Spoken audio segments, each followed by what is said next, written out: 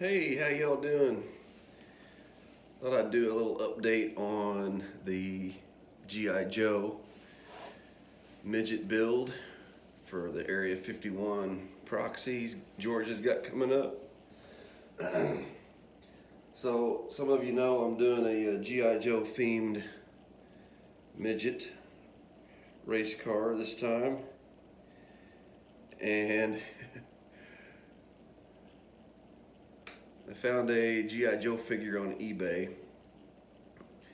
And I guess they call him heavy metal because he was a tank driver. But Shotgun Dave has affectionately nicknamed him Lieutenant Dan. So I've started calling him Lieutenant Dan.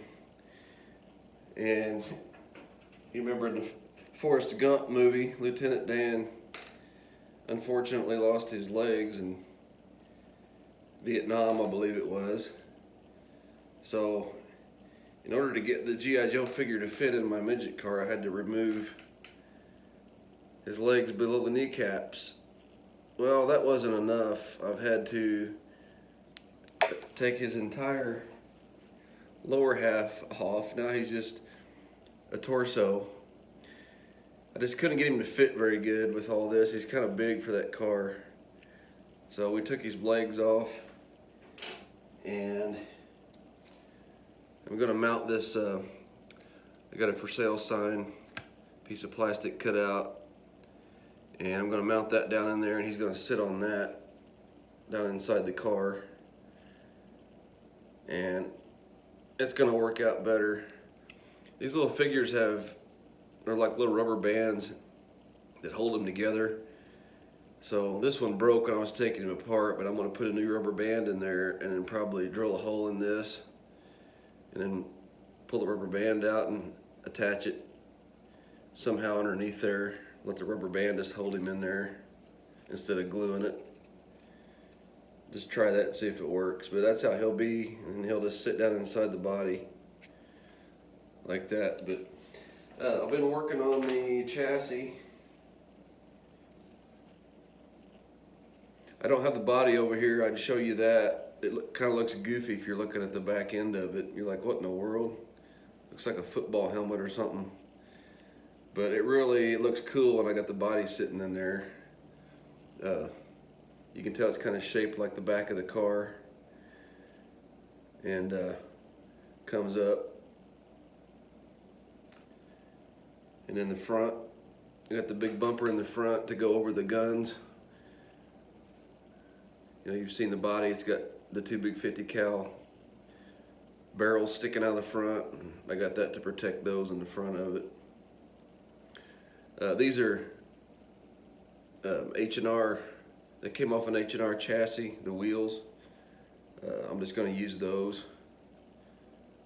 And just cause I had them, and they're black, and I think black will look good with the build when it's done.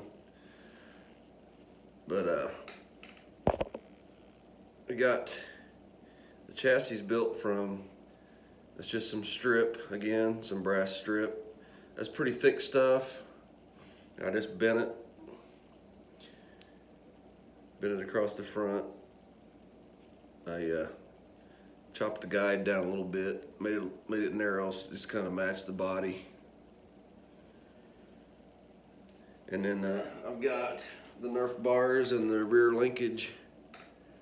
They're not quite done yet. I got a couple more bars I want to put in here, but you can kind of see how that'll fit in there.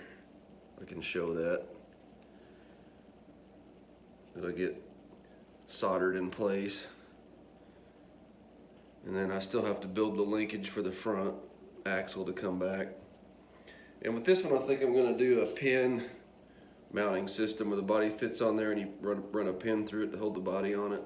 I think that's the way I'm going to go. I know some guys will use their linkages and they'll spring it out and then pop it back on to hold the body on. I think Dave's done it like that before. I thought about that, but I think I'm going to try the pin method, see if that works. But yeah, I got a couple more surprises with this build. I won't show it yet, but I got something pretty cool I'm going to put on there. Having a lot of fun with this one. If I keep chopping away at Lieutenant Dan, it'll just be his head sticking up. Anyway, stick around. This is a fun one. Dan says later.